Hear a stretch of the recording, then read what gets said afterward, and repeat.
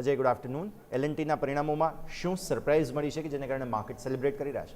જી બિલકુલ, L&Tના પરિણામ અને પરિણામ બાદ જો ઓલમોસ્ટ સ્ટોક જે પણ તેજી જોવા મળી હતી. નિફ્ટીના ઓલમોસ્ટ આપણને ગેનરમાં સ્ટોક જોવા મળ્યો હતો. જે ક્વાર્ટરના પરિણામ અને પરિણામ બાદ ઓલમોસ્ટ સ્ટોક જે પણ તેજી જોવા મળી છે. જે નેટ પ્રોફિટ અને જે એબિટા એમના માર્જિન હતા, જે અનુમાનિત મુજબ જ ખાસ અહીંયાથી આંકડા જોવા મળ્યા હતા. નેટ પ્રોફિટ ઇવન જોઈએ તો 14% આજુબાજુ વધ્યો હતો, 4123 કરોડ. જે માર્કેટને અંદાજ હતું, અંદાજ કરતાં જો પોઝિટિવ અહીંયાથી જોવા મળે, એના લીધે સારી તેજી જોવા મળી. પણ રેવન્યુ જો તો 6.7% આજુબાજુ વધી 67,942 કરોડ આજુબાજુ, જે આપણને ઇસ્યુ અહીંયાથી વધતી જોવા મળી. અને એબિટાનો ડાઉટ થોડા ડિક્લાઇન થયા છે. માર્જિન ઇવન જે અનુમાન હતું એ મુજબ અહીંયાથી રહ્યા જોવા મળ્યું.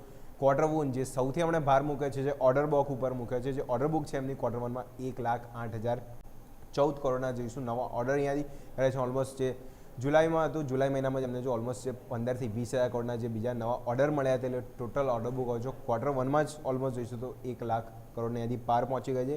Order inflow year on year જોઈએ તો 14% યર ઓન યર વધારો છે. અને જો ટોટલ ઓર્ડર બુક આપણે નંબર્સ નજર કરીએ તો વધીને જોઈએ તો 7,78,954 કરોડ આજુબાજુ ટોટલ ઓર્ડર બુકનો આંકડો પહોંચ્યો છે. ઓર્ડર બુકમાં બી જો તો સતત અહીંયાથી વધારો થઈ રહ્યો છે. ક્યુ કમ્પેર કરીએ તો ઓલમોસ્ટ જોઈશું 60%થી વધારે ઓર્ડર બુકનો અહીંયાથી વધારો થયો છે.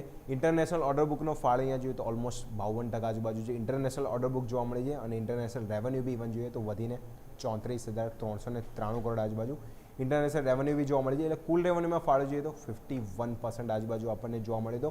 અને જો ઓર્ડર બુક જો આપણે જો ઓર્ડર બેકની અહીંયાથી વાત કરીએ તો જોઈશું 82 બિલિયન આપણે અહીંયાથી પહોંચ્યું છે. જે યર ઓન યર કમ્પેર કરીએ તો 27% આજુબાજુ ગ્રોથ ત્યાં જોવા મળી તો. અને ઇન્ટરનેશનલ ઓર્ડર્સની પણ વાત કરીએ તો જે 60,702 કરોડ આજુબાજુ. અને આગળ ગાઈડન્સ બી આપ્યું છે કે FY27માં એમણે ગાઈડન્સ યથાર્થ રાખ્યું છે કે ઓર્ડર એક્ઝિક્યુટિવ અને ખાસ કરીને એમનો રેવન્યુ ગ્રોથ જે 10% થી 12% અહીંયાથી ગ્રોથ પોટેન્શિયલ FY27 ઓવરઓલ આખા વર્ષ માટે એ લોકો રાખી રહ્યા છે. એબિટા માર્જિનનું ગાઈડન્સ એમણે 7.8% આજુબાજુ છે કે અહીંયાથી કાયમ રહેશે. એનર્જી અને ગ્રીસ સેગમેન્ટમાં બી જો ઓર્ડર ઇન્ફ્લો છે જે 58% આજુબાજુ વધ્યો છે. અને એ જ સાથે જો આઈટી ટેકનોલોજી અને સર્વિસ સેક્ટરમાં બી જો જે હમણાં ડિમાન્ડ વધી રહી છે ને એટલે જો હમણાં ગાઈડન્સ પોઝિટિવ આપી છે ખાસ કરીને ઓર્ડર એક્ઝિક્યુશનને અને માર્જિનને.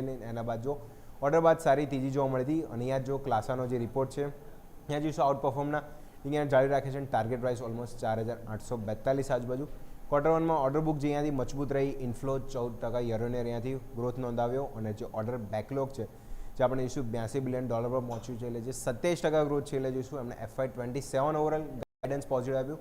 અને 31 માટે એ લોકો માની રહ્યા છે કે સ્ટ્રેટેજી એમની જે નવી છે જેમાં AI, ઇલેક્ટ્રોનિક અને મેન્યુફેક્ચરિંગ અને સાથે સાથે એમની જો તો જે કેમિસ્ટ્રી ક્ષેત્રમાં એ લોકો વધારે અહીંયાથી મોમેન્ટમ અહીંયાથી લોકો રાખશે. એટલે જો પોઝિટિવ અહીંયાથી નંબર્સ અને જે ગાઈડન્સ છે પોઝિટિવ જોવા મળે એ બાદ સ્ટોક જોવા છે 50-50માં તેજી સાથે. અને જો ઓલમોસ્ટ અત્યારે બી 2 થી 2.5%ની મજબૂતી જોવા મળી હતી. યસ, બિલકુલ.